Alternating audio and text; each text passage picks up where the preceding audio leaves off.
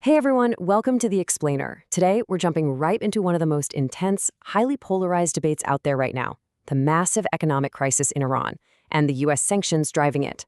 You know, when you read the headlines, the narrative usually splits into two fiercely opposed camps. Are these sanctions just a necessary measure of national defense, or are they an aggressive tool of American imperialism? Our goal today is to cut through the noise, look right at the facts, and help you understand the core of this complex conflict without taking sides. All right, let's ground this right away in the human reality. Because behind all the high-level political rhetoric, ordinary Iranian citizens are the ones bearing the brunt of this.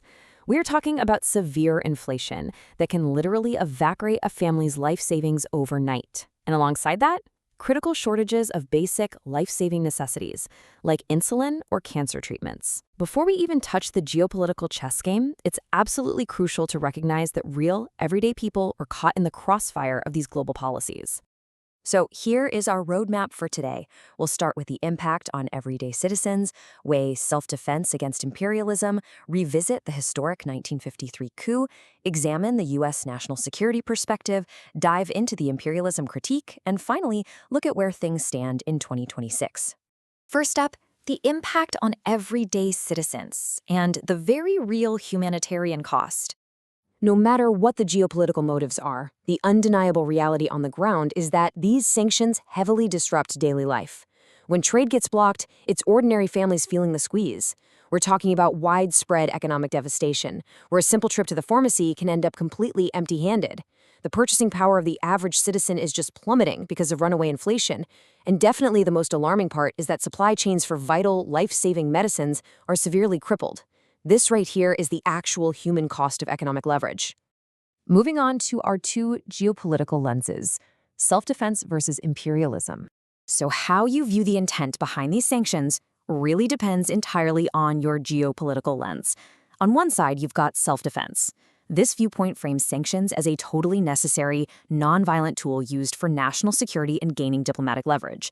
But on the flip side, we have imperialist power.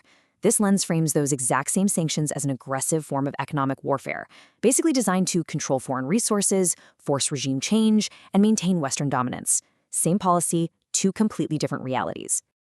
To really understand why that imperialism argument resonates so deeply, we have to look back at the roots of the conflict, specifically the historic 1953 coup. You simply can't grasp today's sanctions without looking back at 1953. That was the year a CIA-backed coup overthrew Iran's democratically elected prime minister, Mohammad Mossadegh, and a huge driver for that? Controlling Iranian oil. For critics, this is definitely not ancient history. It's the foundation of a neo-colonial playbook.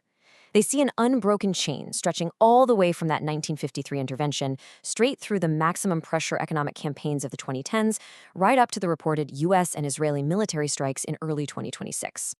Now let's examine the first major perspective, American national security and strategic deterrence. Proponents of this view argue that sanctions are an absolutely vital alternative to full-scale war. From the standpoint of U.S. policymakers, these economic restrictions are laser-focused on some very specific defense goals.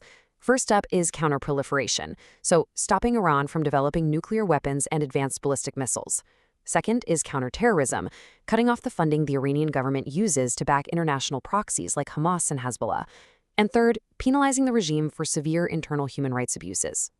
The linchpin in their logic is this idea of step-by-step leverage. The goal isn't just suffering for the sake of suffering. Instead, the plan is to apply enough massive economic strain in step one so the Iranian government realizes its current path is just totally unsustainable. The hope is that this forces them into step two, bringing them back to the negotiating table to agree on international treaties, much like the JCPOA nuclear deal. On the other hand, let's dive into the critique, imperialism and economic warfare. Critics vehemently reject that defense narrative we just talked about. They look at the devastating civilian impact, the skyrocketing inflation, the medicine shortages, and they often call these sanctions a literal crime against the people. From this perspective, the stated goals of nuclear deterrence, they're just a smokescreen. They argue the true underlying goal of this maximum pressure campaign is to intentionally destabilize the country, to force regime change. The ultimate aim, in their view, is to install a leadership that's compliant with U.S. and Western capital. And this whole strategy feeds into a much broader concept, global financial dominance.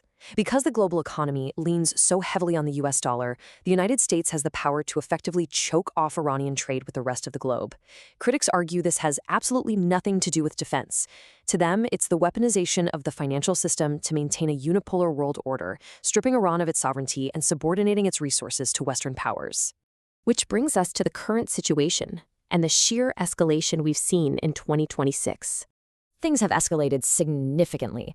After the reported U.S. and Israeli military strikes on Iran in February 2026, the debate over sanctions and military force really hit a boiling point. The U.S. doubled down, issuing legal claims that these strikes and the sanctions backing them fall strictly under collective self-defense. But a lot of international legal experts and anti-imperialist groups are pushing back hard. They argue that these military actions cross a really dangerous line and represent a clear, unjustified expansion of imperial aggression rather than just a measured security response. We've definitely unpacked a lot today. We've seen the undeniable humanitarian toll on ordinary citizens. We've explored the U.S. stance that this is a necessary defense strategy to stop nuclear proliferation and terrorism. And we've dug into the profound critique that this is actually an imperialist economic war, rooted in a history of intervention designed to control a sovereign nation. So, based on the starkly different realities we've explored in this explainer, I want to leave you with this question to ponder. Do these sanctions and strikes ultimately ensure global security, or do they merely entrench a unipolar world order? Thanks for joining me for this explainer, and keep questioning the narrative.